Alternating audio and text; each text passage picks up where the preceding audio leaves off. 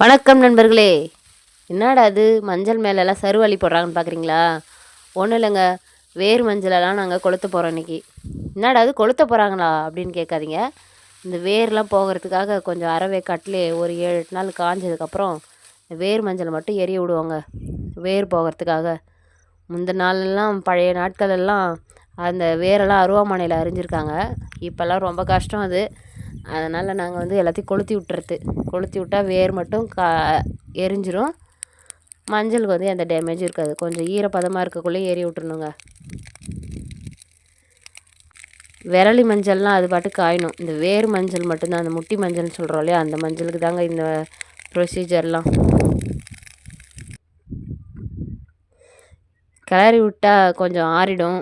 அந்த மேலே இருக்கிற சாம்பல்லாம் பறந்துருங்க. அதுக்காக அப்படியே கிளறி விட்றோம், கொஞ்சம் ஆறிடும்.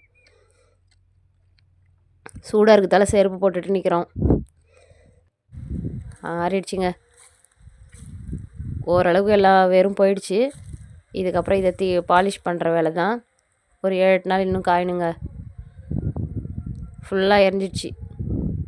தேங்க்யூ ஃப்ரெண்ட்ஸ், தேங்க்யூ ஃபார் வாட்சிங்.